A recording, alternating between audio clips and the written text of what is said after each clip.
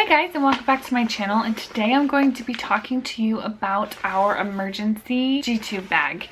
Anyone who has a G-tube should carry one of these bags. But yeah, before we get into the video, be sure to like this video and subscribe so that you can see all of our videos that we have coming up. I'm gonna have some about how we manage homeschooling with ADHD. We have an autism assessment coming up that I'm going to kind of talk about and record so people can kind of see what that entails. I have lots of fun stuff coming up, so be sure to stick around so you don't miss it. So this is our emergency bag. My friend Amber gave it to me. It's so nice. This is an Apple Cheeks like wet bag that you would use for like diapers and stuff, but it's perfect because if it gets gross, it's washable, you can hang it, it's great.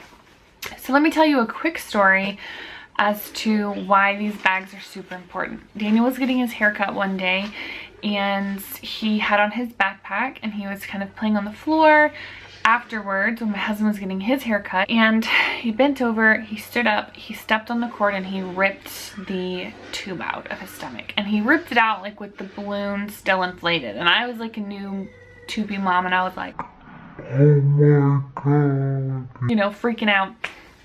And so I ran to my car to get a syringe, and when I came back, I realized that not all syringes fit into G-tubes. I didn't know that. So I was like, oh my god, what are we gonna do? So I packed them in the car. I rushed home to put the tube back in. We lived about 5 or 6 minutes away from where we were. By the time we got home, it had already begun closing. And I was like, what is happening? And so I'm trying to push the tube in and I couldn't get it in. I was searching all through the house for lubricant so I could get it in easier. I was messaging my friend and I was like, what's happening? And I was freaking out. And she finally was like, you just have to push it in, like just push it in. And so that's what I did. I just pushed it in. And I think it's kind of like when your earring hole, you know, like in the back when it kind of grows over and you kind of have to push the earring through. I feel like that's what had happened. And I was freaking out. Had I had my handy emergency bag, I wouldn't have had that problem, but I didn't. And so now we have one of these pretty much all over our house. We have one that stays at home, we have one that stays in our diaper bag, and we have one that stays in his backpack. So we keep them everywhere. So first thing in the bag is gloves. Medical gloves. If I have time to put medical gloves on, I would prefer to do that because he has a lot of food allergies. I never know what's on my hands, and I don't want to touch something that's going to go inside of his body with dirty hands. So the next thing is Tegaderm. So my new drill, if a tube comes out, is pop the balloon, stick it in, tape over it, go home. When my friend first told me that, I was like, but you're gonna like pop a good Mickey button, like why would you waste a Mickey button?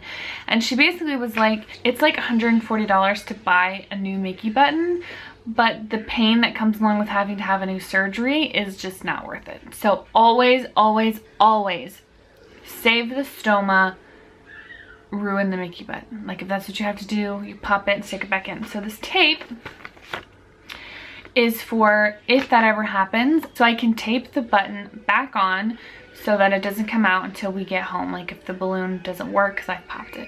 I also have slip tip syringes, which I didn't know this. These are different than regular syringes.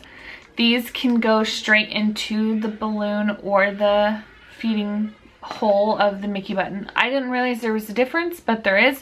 So you really need slip tip syringes. I got these on Amazon. I'll leave the link down below. I kind of talked about all this stuff in my other video, so I'll link that as well. The next thing I have is lubricating jelly, and so this is good for putting a balloon in here so that it's nice and lubricated, so it will easily go back into the stoma so you don't have to force it. I have 2 of those because you never know.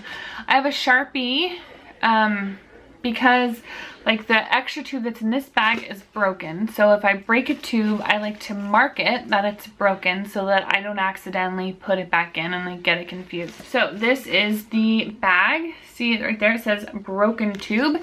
This one is a broken one. This is one that popped a few weeks ago.